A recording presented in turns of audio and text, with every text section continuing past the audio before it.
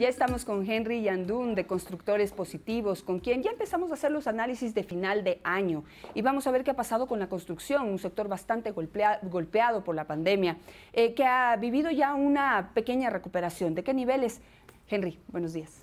Buenos días, Janet, muchas gracias.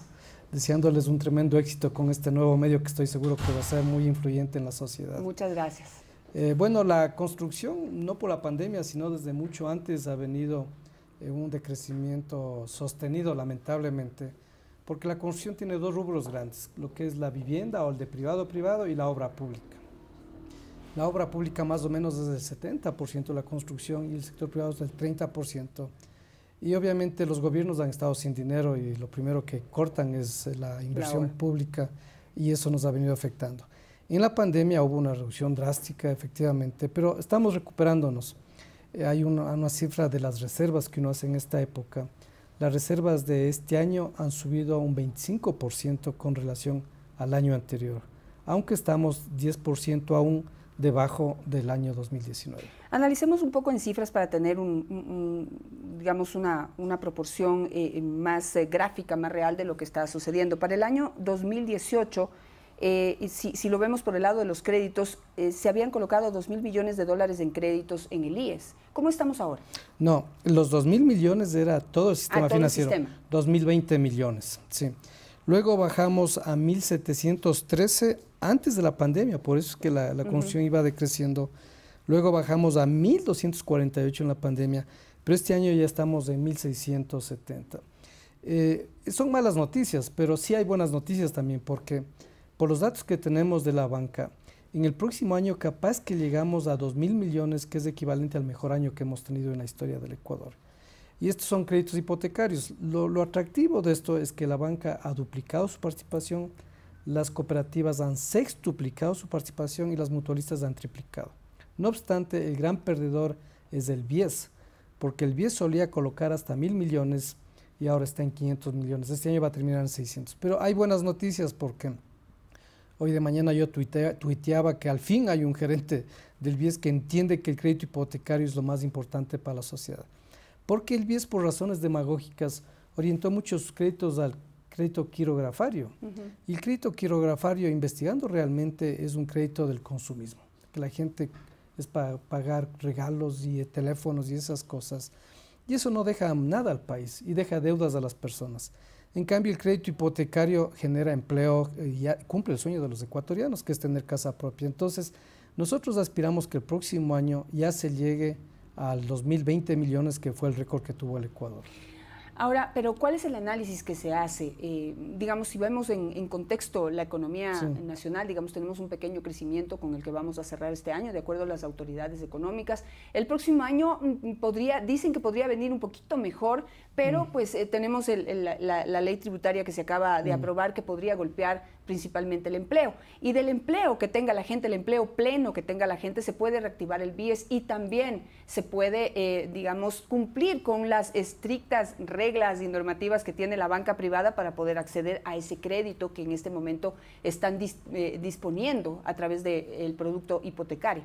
Claro, efectivamente, la vivienda se vende cuando hay empleo pleno, o sea, las personas no se endeudan si no tienen una certeza de que tienen unos ingresos. Y estas medidas que ha tomado el gobierno a mí me parecen un poco incongruentes con este objetivo. Lo triste de la construcción es de que en este año de la recuperación, el único sector que ni siquiera llegó a lo del año anterior, o sea, el año anterior se decreció el 16% de la construcción y este año estamos -1 debajo del 16% del año anterior. Entonces nosotros no vemos una actitud del Estado orientada a fomentar la construcción. En todas las medidas que se ha tomado, ninguna fomenta la construcción. Es más, no está cumpliendo sus promesas de campaña, porque acordémonos que ofreció hacer 200.000 viviendas con subsidio total y eso 0 viviendas hasta ahora, lo cual nos preocupa. Y con esto de las medidas económicas, nosotros tampoco creemos que se va a fomentar el empleo. Y entonces, ¿cómo va a haber más gente que pueda acceder a estos créditos que en este momento está disponiendo la banca para el 2022, lo que podría terminar reactivando de alguna manera el sector de la construcción? Bueno, nosotros como constructores positivos lo que tratamos de activar, unir, alinear todos estos astros, ¿no? Porque sí hay muchas oportunidades.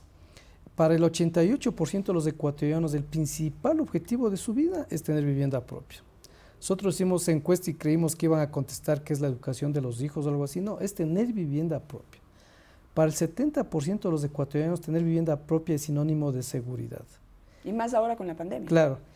Y con la pandemia ahora la casa es el refugio, la casa fue el sitio de salvación, entonces está más valorada la vivienda. La casa se convirtió en la oficina, el trabajo, todo, el centro para hacer ejercicios, para jugar con, para desarrollar todo tipo de actividades dentro de la casa. Entonces se volvió un lugar mucho más importante de asegurar.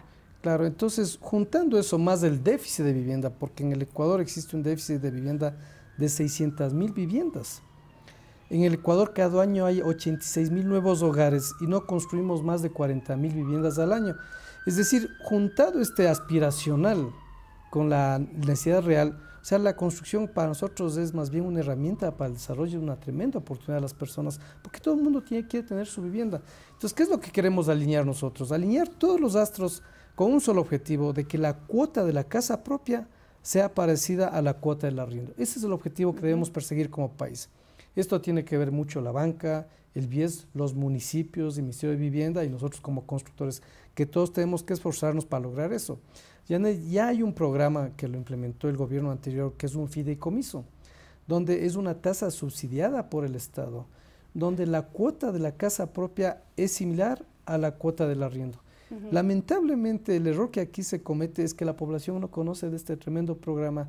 Es lo que nosotros estamos exhortando al gobierno a que fomente, que la gente se comunique. Nosotros estamos haciendo nuestra campaña por nuestra parte, porque en el momento que la cuota del arriendo es igual a la cuota de la casa, esto revienta, porque una madre de familia, cuando tú hablas con la gente pobre, más le desespera dormir en la calle que quedarse sin comer.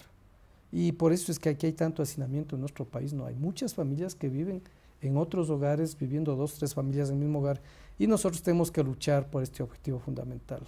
Claro, o sea, como decían desde las épocas de las abuelas, ¿no? Mientras uno tenga techo propio para comer, de donde quiera uno saca. Así es. Pero uno necesita ese techo. Ahora, ¿cómo acceder a digamos, esta información para poder beneficiarse de esta política, digamos, de poder acceder a un préstamo que genere cuotas similares a lo que uno paga de renta?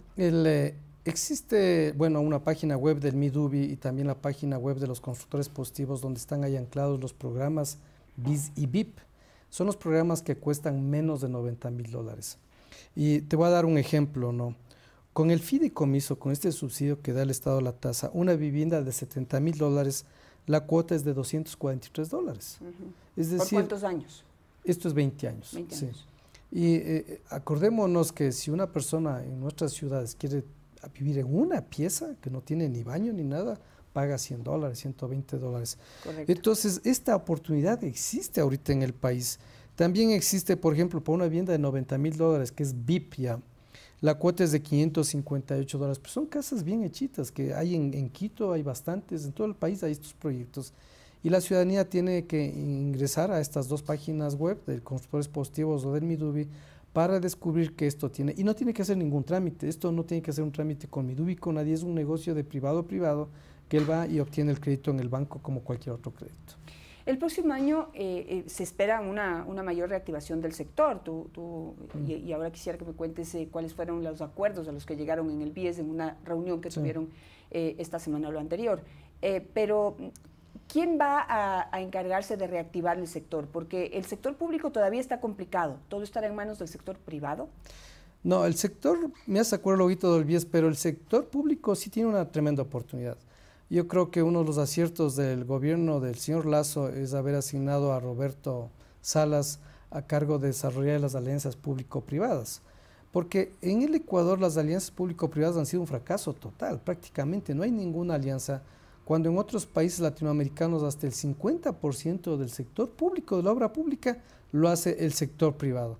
Entonces nosotros estamos ansiosos de esperar la nueva normativa para alianzas público-privadas, y si es que tiene que pasar por la legislatura, ojalá piensen en el país, porque yo creo que hay que hacer obra pública, hay tremendo déficit de infraestructura en el Ecuador, y eso es una activación de la economía y de la construcción tremendo.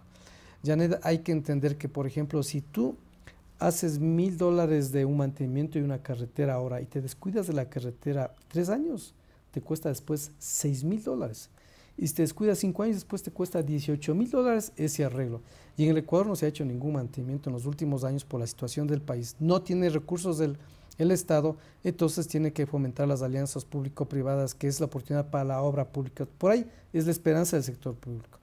En el sector privado, lo que te decía, o sea, el BIES, nos reunimos con el nuevo gerente del BIES, el economista Iván Tobar, y le hemos manifestado que no se trata de que no hay recursos, no hay demanda ni oferta. Lo que se trata es la tramitología, es una tramitología absurda que existe ahí, que se demoran 6 meses, 8 meses para aprobación de un crédito, cuando tu cliente al que le das el crédito es la persona que te pone el dinero a ti, o sea, la cobranza es segurísima ahí.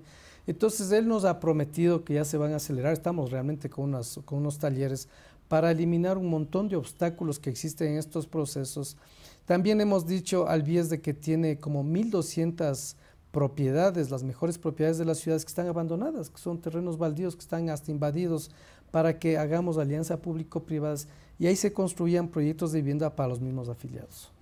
En esto, bueno, hay este cambio en la nueva dirección del BIES, digamos, hay una mayor apertura para poder llegar a acuerdos con el sector privado, para poder hacer estas alianzas. Has hablado tú de la tramitología, que debería ser mucho más simple, más sencilla, para poder dinamizar mucho más rápido este sector y no, o sea, si pensamos que en enero empezamos con esta nueva política y se demoran 6 meses en activar un crédito, estamos viendo que recién a finales del 2022 podríamos empezar a ver los recursos para reactivar la actividad y ya nos perdimos un año más. Esta agilización, ¿qué tan fuerte es ese compromiso de, no sé, hacerlo lo antes posible y qué otros acuerdos son importantes para poder dinamizar el sector y también pues poner en su lugar al BIES? Bueno, el BIES es una tremenda oportunidad para activar la construcción y para dar felicidad a sus afiliados. Además, si el BIES se activa más, genera más empleo y va a tener más clientes que aporten para ellos. El acuerdo ha sido efectivamente de acelerar los procesos, porque son procesos absurdos los que existen ahí. Por ejemplo, ahora hay una lotería de asignación de notarías, que es una cosa tonta, que si un constructor tiene 200 unidades, por cada unidad que venden le sortea para ir a una notaría, y la una puede estar en el norte, la otra en el sur, y entonces toda la mañana la pierden. Entonces, eso nos han ofrecido ellos cambiar, y sobre todo fomentar, porque si tú entras a la página del BIES, un crédito quirografario lo podríamos obtener ahorita de una manera inmediata prácticamente, pero si es que nosotros queremos hacer un crédito hipotecario es casi imposible, ni siquiera se sabe cómo acceder. Y la idea es de que el BIES cambie su criterio. Esto es una actitud, es una política del BIES. Pero míralo, el descuido. Acaban de decidir recién el gerente del BIES, después de tantos meses que el gobierno está en el poder. Y entonces hemos perdido varios meses. Pero estamos confiando en lo que estamos logrando con el BIES para acelerar los trámites, que es lo principal obstáculo que tenemos ahí. En cuanto a empleo, ¿podemos hacer un análisis de si ya han llegado a los niveles que tenían de empleo previo a la pandemia? Nosotros teníamos un registro de 486,000 personas trabajando directamente para la construcción hace 2 años. Lamentablemente, es una vergüenza decir, no existe ahora una estadística, o sea, hemos recurrido al INEG, al Ministerio de Trabajo, y se han perdido la metodología que estaban trabajando. Nosotros solo podemos hablar de percepciones ahorita, o sea, si la construcción baja, antes era el 10% del PIB, ahora es el 7% del PIB, debió haber bajado el 30% del empleo. Lo que sí es importante es una cifra que tenemos, de que por cada metro cuadrado que se construye, por cada 40 metros cuadrados que se construye, se genera un puesto de trabajo por 18 meses. Solo la construcción, pero la construcción tiene un montón de actividades conexas. O sea, es la industria del hierro, del vidrio, del aluminio, la madera, todo lo que vemos aquí. Si consideramos todas las actividades conexas, por cada 20 metros cuadrados que construimos generamos un empleo por 18 meses. Y es rápido. Es lo que nosotros queremos exhortar al gobierno, que entienda que la construcción es importante como las otras actividades. Pero si en otra actividad tú quieres aumentarle, se demora generaciones, años, décadas. La construcción decidimos hoy hacer una vivienda y el lunes ya generamos empleo. Entonces la construcción es una buena herramienta para hacer esto y por eso le exhortamos al gobierno a que siga tomando medidas que activen el empleo y que activen obviamente la construcción. ¿Pero han llegado ya ustedes a los niveles de número de empleados previo a la pandemia? Previo a la pandemia éramos 486,000. ¿Y ahora? Ahora no tenemos el dato, no hay datos, lamentablemente. Nosotros sabemos que debió bajar un 20%, pero no existen datos. Perfecto. Bueno, pues Henry, te agradezco muchísimo por estar esta mañana con nosotros conversando de este tema tan importante para la dinamización de la economía. Ahora que pues se necesita, y se ha hablado tanto de la generación de empleo, la construcción siempre ha sido un generador importantísimo de empleo en nuestro país y en todos los países. Es una actividad que genera muchos recursos, que genera mucho empleo, que genera mucha dinamización, que genera bienestar y que debería estar entre las número uno de apoyo de cualquier política de Estado. Pero bueno, hay que seguir confiando y seguir creciendo. Claro, tenemos que seguir alineando los esfuerzos porque hay otro tema que son los municipios que no topamos también, que ahí también es otro lío porque, por ejemplo, en el Ecuador nos demoramos 130 días en la aprobación de los permisos de construcción, o sea, una vez que ya has tenido el crédito, todo eso. Entonces, en Quito nomás tenemos $1.000 millones represados porque no se aprueban rápido los permisos de construcción. O sea, hay varios sectores de la economía o del sector público que obstaculizan infamemente la actividad de la construcción. Bueno, pues siempre en este país hay cosas que hacer y cosas por las que hay que trabajar, cosas por las que hay que seguir luchando. Ustedes lo están haciendo de una manera diferente, denominados como constructores positivos, viendo las cosas como con propuestas, planteando las propuestas y las soluciones y no solamente los problemas, una actitud que admiro y respeto, que debería ser repetida, seguida por otros sectores de la economía. Creo que así fomentaríamos muchísimo más que las cosas puedan caminar. Sí, efectivamente, nosotros no solamente estamos en el tema de quejarnos, más bien siempre vamos con propuestas viables, son propuestas viables las que hacemos. Y también hacemos otras cositas, ¿no? Cuando hubo todo el día de octubre que se incendiaron, se destruyeron 25 unidades policiales, UPCs, nosotros reconstruimos toditas.